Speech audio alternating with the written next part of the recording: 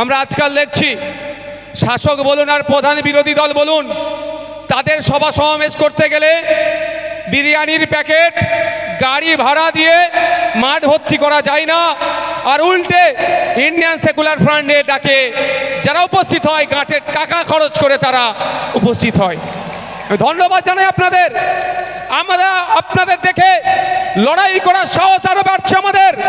যত রকম সমাজে অন্যায় অনাচার চলছে আমাদের আরো ভরসা আপনাদের দেখে হচ্ছে যে লড়াইয়ে আছি আমরা, সহজেই দ্রুততার সাথে এই অন্যায়কে আমরা খুব সহজেই মিটাতে পারবো।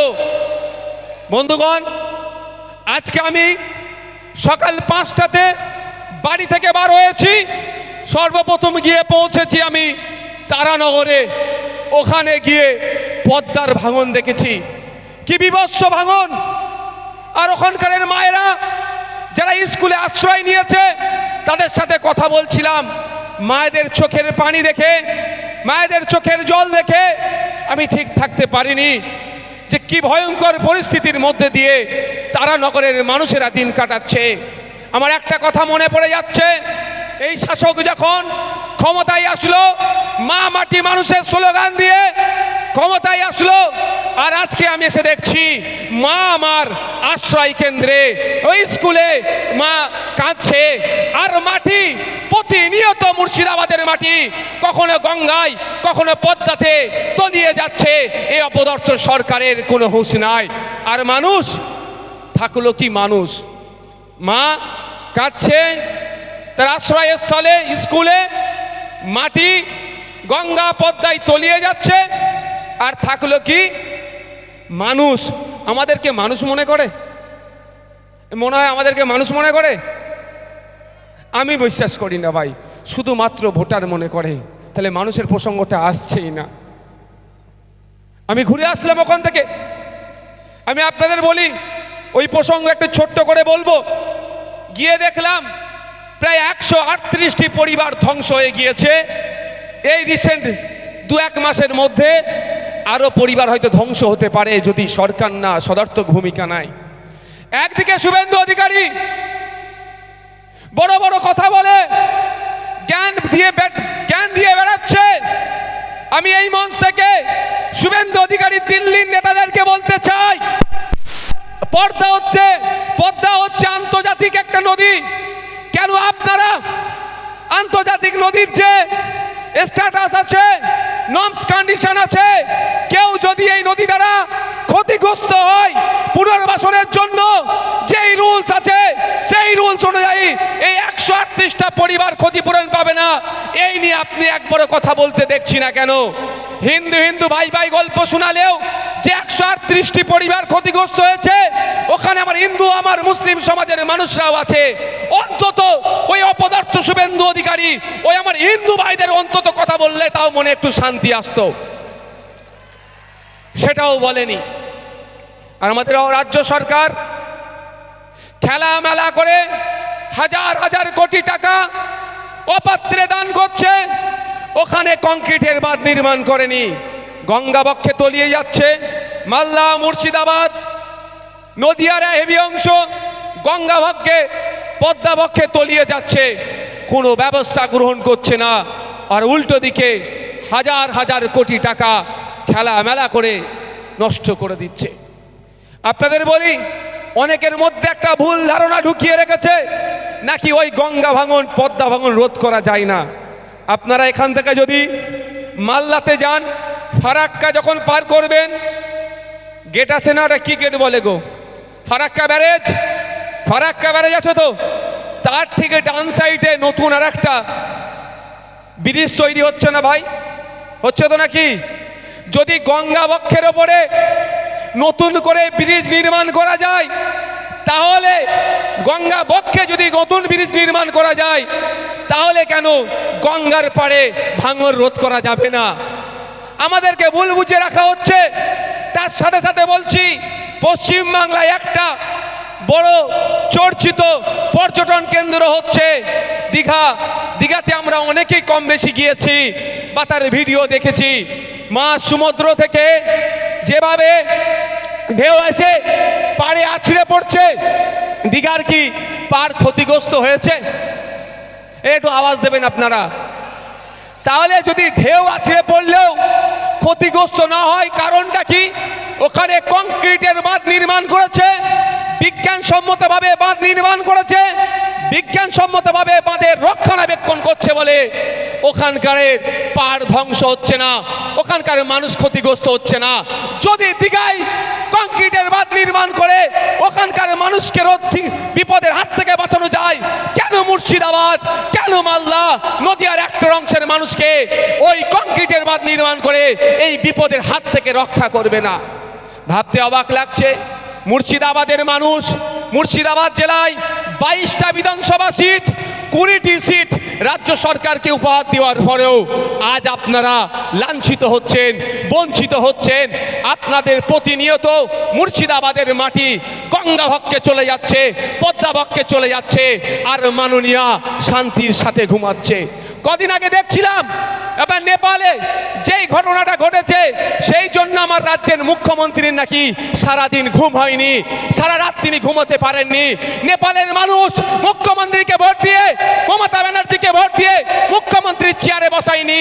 তাদের জন্য যদি ওনার ঘুম না হয়, তাহলে যে মুর্শিদাবাদের মানুষ, যে মালদার মানুষ, যে নদিয়ার মানুষ, যে রাজ্যের মানুষ ভোট দিয়ে তাকে মুখ্যমন্ত্রীর চেয়ারে বসালো, সেই রাজ্যের মানুষ ক্ষতিগ্রস্ত হচ্ছে। তাদের জমি প্রতিনিয়ত গঙ্গাবক্ষে চলে যাচ্ছে, পদ্মাবক্ষে চলে যাচ্ছে। তাহলে তিনি কিভাবে শান্তির ঘুম ঘুমাচ্ছে? তাহলে মানুষের সাথে, মুর্শিদাবাদের মানুষের সাথে, তারানগরের মানুষের সাথে, মালদার মানুষের সাথে, নদিয়ার মানুষের সাথে বিচারিতা হচ্ছে না ভাই? উনি নেপালের মানুষ, ওনাকে কোনোদিন ভোট দেয়নি, ওনাকে মুখ্যমন্ত্রী নেপালের মানুষ করেনি। উনি নেপালের জন্য চিন্তিত, সারা রাত ঘুমাতে পারেনি। আর যারা আপনারা ভোট দিয়ে ওনাকে মুখ্যমন্ত্রী বানালেন, তাদের জন্য উনি একটু চিন্তা করছেন না কেন বলুন তো? মেঘ না চাইতেই পানি পেয়ে যাচ্ছে, মেঘের কি প্রয়োজন আছে? তাই আপনাদের বলবো, সামনের দিন আসছে, জবাব দেওয়ার সময় এসেছে। যখন ওয়াকাফ নিয়ে সারা পশ্চিম বাংলার মানুষ, সারা ভারতবর্ষের মানুষ চিন্তিত যে ওয়াকাফ নিয়ে কি হবে, ওয়াকাফ নিয়ে কি হবে, সেই সময় মাননীয়া তিনি স্টেজ থেকে বললেন। আর অপদার্থ এমএলএ এমপিগুলো এই প্রথম সারিতে বসেছিল, তারা উত্তর দিল না যে কারো যদি ওয়াকাফ নিয়ে আন্দোলন করতে হয় দিল্লি গিয়ে করবেন বলে আমাদেরকে নিদান দিয়েছিল। তাই সময় এসেছে মাদ্রাসা বাঁচানোর লড়াই, মসজিদ বাঁচানোর লড়াই, ঈদগাহ বাঁচানোর লড়াই, কবরস্থান বাঁচানোর লড়াইয়ে আমাদের পাশে যারা ছিল না, সময়ের সাথে সাথে তার জবাব দেওয়া হবে। হবে তো নাকি ভাই? কারা দেবেন? হাত তুলে দেখান, হাত তুলে দেখান। মমতা ব্যানার্জির এত সাহস কি করে হলো? তিনি রাজা, আমরা প্রজা নয়, এটা মাথায় রাখতে হবে। গণতন্ত্রে প্রত্যেকটা নাগরিক রাজা। এই রাজার দেশে বরঞ্চই নাগরিক 5 বছরের জন্য দায়িত্ব তুলে দিয়েছে। উনি দায়িত্ব পেয়ে যদি রাজা মনে করে আমরা রাজা, আগামী দিনে তাকে বুঝিয়ে দেব। হবে তো ভাই? আমি অবাক হয়ে যাচ্ছি, মুর্শিদাবাদের মতো জেলাতে দাঁড়িয়ে বলছে ওয়াকাফ নিয়ে গুলোগুলি করবেন না। উনি বলতে পারতেন যে উনি দায়িত্ব নিতে পারতেন। আমি ভেবেছিলাম হয়তো এবার মনে হয় ওয়াকাফকে বাঁচাতে, সংবিধানকে রক্ষা করতে, সংবিধানের আর্টিকেলকে রক্ষা করতে রাজ্যের মুখ্যমন্ত্রীর নেতৃত্বে সারা পশ্চিম বাংলায় এক জাগরণী পদযাত্রা হবে। যেই পদযাত্রায় তৃণমূল, আইএসএফ, কংগ্রেস, সিপিএম কেউ থাকবে না।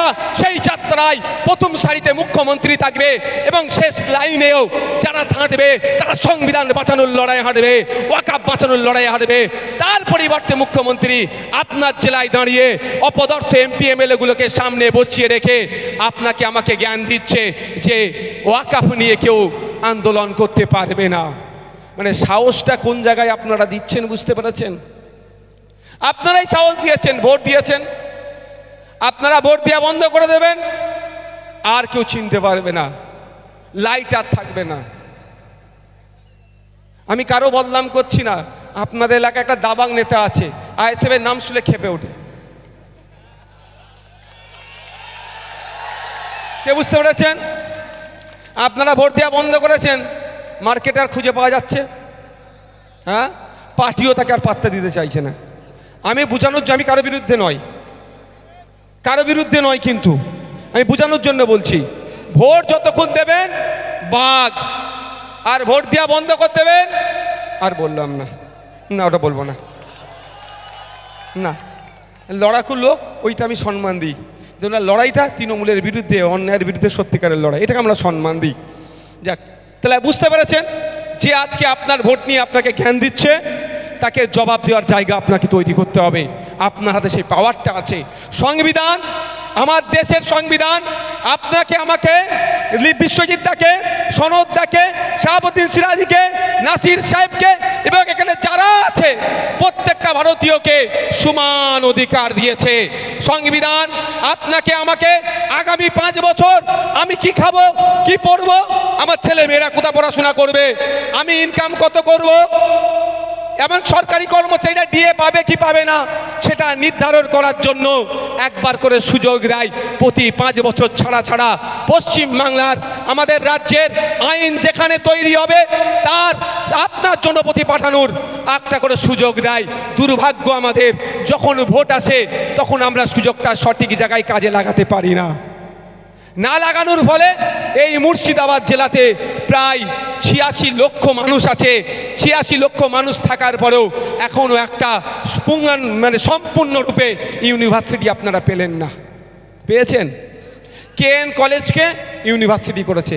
আমি আজকের দিনেও বলছি, কেএন কলেজ জানেন এখন তিনি মুর্শিদাবাদ ইউনিভার্সিটির আন্ডারে আছে না কল্যাণী বিশ্ববিদ্যালয়ের আন্ডারে আছে, নিজেও জানে না।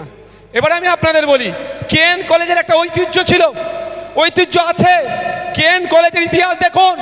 ক্যালকাটা ইউনিভার্সিটি সেই সময়কারে পশ্চিমবাংলায় গুটি কয়েক হাতে কোনা কলেজ ছিল, তার মধ্যে একটা কলেজ হচ্ছে এই কেএন কলেজ। তার ঐতিহ্যকে মমতা ব্যানার্জির সরকার ইচ্ছাকৃতভাবে ধ্বংস করলো। আমরা চাই কেএন কলেজ তার ঐতিহ্য নিয়ে সারা মানে সবসময় মাথা তুলে চলুক। মুর্শিদাবাদের মানুষের জন্য একটা ফুল ফ্লেজের ইউনিভার্সিটি দিতে হবে।